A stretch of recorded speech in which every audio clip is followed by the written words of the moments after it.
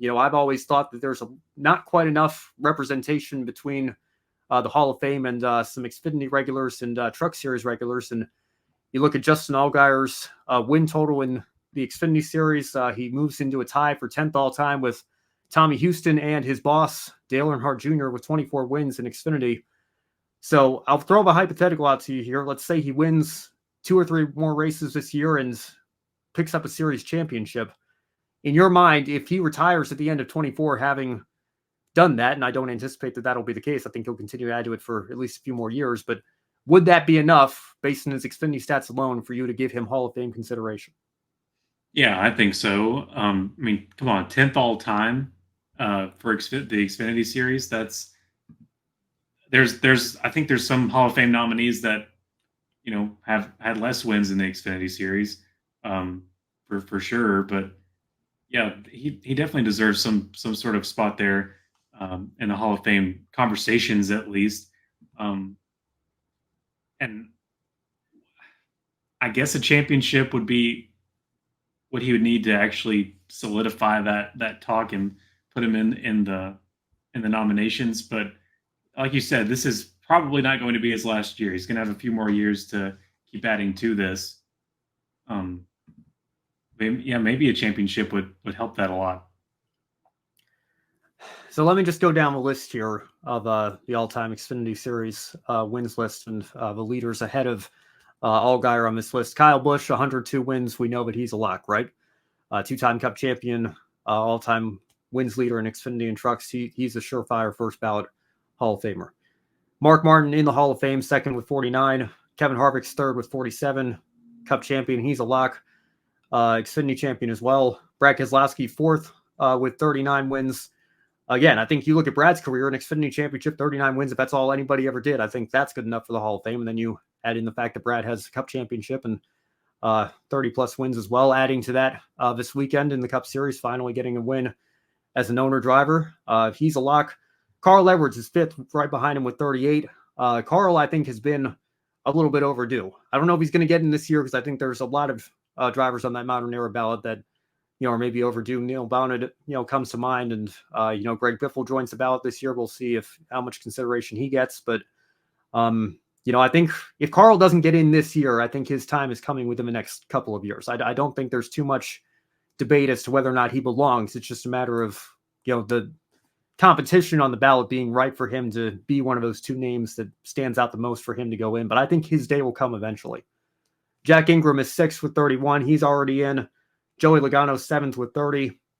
He's a Cup champion now 2 times over. He's going to go in the Hall of Fame one day. Matt Kenseth, eighth, 29 wins. He's already in. Jeff Burton, ninth with 27. He's one of those drivers that's on the modern era ballot. I think somebody who's maybe a little bit more borderline in the minds of a lot of people, but the fact that he's on the ballot shows that he's being given consideration already. And then you get to Allgaier. And like I said, level with his boss, Dale Jr., who is already in. Now, granted, Jr. has a lot of Cup success and ownership and media roles that I think play a factor in that as well. So I'm not saying his case is as strong as Dale Earnhardt Jr.'s here. But then I look at, Tommy Houston, who's also tied with him. Never won an Xfinity championship, came close a couple of times. But, again, I think is somebody that, has never really come up in that conversation. But, maybe you look at his career and what he accomplished in this series, having a lot of success, maybe we should give him a look. I'm not saying that he, deserves to go in unequivocally, that it's not even a debate. I think there would be a conversation about it one way or another. I'm sure some people would say, he didn't quite accomplish enough. But I feel like right now, Allgaier's he's closer to Tommy Houston's case than he is to Dale Earnhardt Jr.'s. But if he adds to that wins total, just even 3, 4, 5 more wins, there's really nobody above him on that wins list that I would say, isn't already in the Hall of Fame or isn't the lock to go in the Hall of Fame one day. So you look at his body of work in this series, how long he's been in it, and the fact that he is still continuing to compete at this high level. I think, honestly, if he gets a championship, he's got to be considered at least a lock to go on the ballot if all things go according to plan. What I would like to see for the ballot, giving some more of these truck drivers and Xfinity drivers some recognition. Jack Sprague also is on the ballot finally this year. I think that's been long overdue.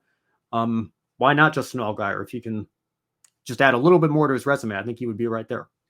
Yeah, that research does help my decision out a ton. So championship would be a for sure lock. If he wins a few more, that also would be like more of a soft lock. Like, hey, come on, he's up Yeah. there. He's past Dale Jr. now in Xfinity wins. We've got to give this some more consideration, even if he doesn't get a championship.